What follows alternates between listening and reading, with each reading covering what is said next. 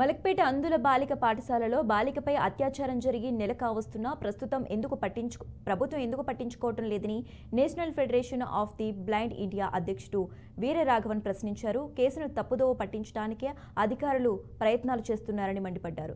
బాధితురాల కుటుంబానికి 50 లక్షల ఎక్స్గ్రేషియాతో పాటు వారి కుటుంబంలో ఒకరికి ప్రభుత్వ ఉద్యోగం కల్పించాలని డిమాండ్ చేశారు.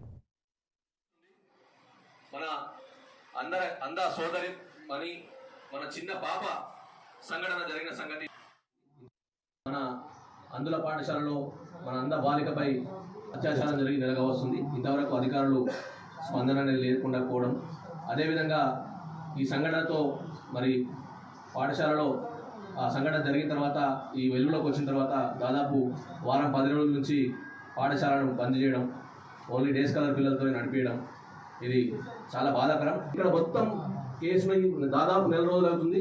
నెల రోజులు అయినప్పటి నుంచి దాదాపు కేసును మొత్తం తప్పుదోవ పట్టించే ప్రయత్నం అధికారులు చేస్తూ ఉన్నారు. అధికారులు వెంటనే చర్య తీసుకోవాలి, సంబంధిత బాలికకు న్యాయం చేయాలి. మన సంబంధిత న్యాయం చేయడం కాకుండా మన సంబంధిత బాలిక చిన్న వయసులో అన్యాయానికి గురైంది కాబట్టి ఆ అమ్మాయికి దాదాపు 50 లక్షల రూపాయలు ప్రభుత్వం ఇచ్చి మరి వాళ్ళ ప్రభుత్వానికి వాళ్ళ తల్లిదండ్రులకు, తల్లికో తండ్రికో లేకపోతే ఎవరికైనా ఒకరికి ఉద్యోగం కల్పించి ఆ బాధితురాలకు న్యాయం చేయాలని చెప్పి నేను మీ అందరినీ రిక్వెస్ట్ చేస్తున్నాను.